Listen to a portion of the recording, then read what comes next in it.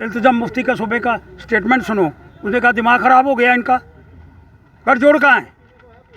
हाँ, सोनिया गांधी के सामने टेबलों के ऊपर गठजोड़ है।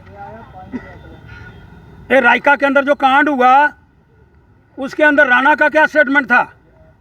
पीडीपी वाले बुद्धू बना रहे हैं, और इल्तिजा ने राणा के खिलाफ क्या बोला कि तुम गुजरों के है ही नहीं, तुम ही तो मूर्ख बना रहे हो। ये क्या गठबंधन है? कोई विषय मैंने कहा नई स्टेटहुड अभी मिलनी, नई 370 अब खत्म हो गई, अब उसका नाम लेने का प्रयास मत करो। अब 370 का नाम क्यों नहीं लेते?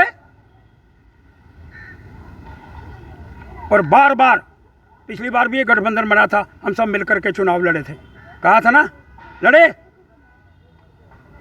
सीपीआई, सीपीएम, कांग्रेस पार्टी, दो गुट। अभी उसने इलाइज की मीटिंग बुलाई, उसमें कांग्रेस पार्टी थी। कांग्रेस पार्टी तो अगर आप समझते हो गठबंधन है तो माननीय मुख्यमंत्री महोदय, पीडीपी के भी 2 एमएलए लो, कांग्रेस के भी लो, सरकार बनाओ, इकट्ठे मिलकर के दिखाओ, फिर गठबंधन बनता है। धोखा देने से गठबंधन बनता है? बख्शी गुलाम मोहम्मद याद रखना, भूलना नहीं। दिल्ली के अंदर बैठी हुई सरकार ने शेख अब्दुल्ला को हटा करके जेल के अंदर फेंका और बख्शी गुलाम मोहम्मद को कुर्सी पर आकर के बिठा दिया। ये वक्त भी याद करने वाली बातें हैं। लेकिन मैं एक बात बड़ी स्पष्ट करना चाहता हूँ, कोई भी गठबंधन दिल से होना चाहिए, जुबान से गठबंधन नहीं चलने वाला है। अभी गडकरी जी आए, लगभग 2 अरब रुपया दे गए, कितने टनल। अभी ये न्यू प्लाट से आगे ज़बरदस्त टनल टेंडर भी हो गया। ये अपने कार्यकाल के अंदर 20-20 साल, 30-30 साल, 40-40 साल कांग्रेस पार्टी का राज कोई करने का प्रयास कर पाया? और आप पंगा दिल्ली वालों से ले रहे हो। अरे दिल्ली से पंगा लिया ना बंगाल वाली ने, हमारे साथ था ना बीजेपी के अंदर शत्रुघ्न सिन्हा। अब किधर आ रहा है वापस? वो एक बड़ी बोली सी लेडी है, नाम मुझे याद नहीं आ रहा उसका, तृणमूल की, वो भी वापस आ रही है। कौन रह गया? ऐसे हालात पैदा नहीं करो जिसमें जम्मू कश्मीर की जनता का बुरा हाल हो जाए। फिर दोबारा चुनाव के ऊपर कोई कन्फ्रंटेशन नहीं है। आपने चुनाव लड़ा, आपको पता था यूटी के अंदर क्या क्या है, किस तरह से चुनाव होगा, पावरें किसके पास होंगी, ये सारा स्पष्ट था।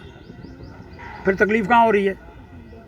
पुलिसिंग उसके पास होगी, गृह मंत्रालय उसके पास होगा, फिर उसके बाद आज तकलीफ क्या है? ये यूटी ऐसे ही चलेगी। पावरें, जितनी पावरें उपराज्यपाल के पास हैं। मैं आप ही से प्रश्न करना चाहता हूँ, रायका वाला विषय था। अब नेशनल कॉन्फ्रेंस के लोगों ने बोला ना, एक विषय वो जो अनंतनाग के अंदर एक मकान तोड़ा, गलत करा जी, उसके बाप का मकान था, उसके पुत्र का कसूर है, बाप का मकान क्यों तोड़ा? अगर आज स्टेटहुड होती वो मकान टूटता? रायका वाला विषय जिधर कहा ये जगह गुजरों की है, फॉरेस्ट राइट एक्ट। अरे फॉरेस्ट राइट एक्ट है किसके पास है? जिसके पास गऊँ हैं, भैंसें हैं, जिसके पास घोड़े हैं, बकरियाँ हैं, बकरी हैं,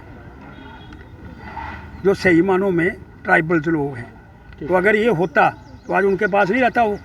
इसलिए मैं बड़ा स्पष्ट कर रहा हूँ जी, बख्शी गुलाम मोहम्मद जैसे हालात पैदा करने का प्रयास अगर करोगे तो वैसा फल मिलेगा।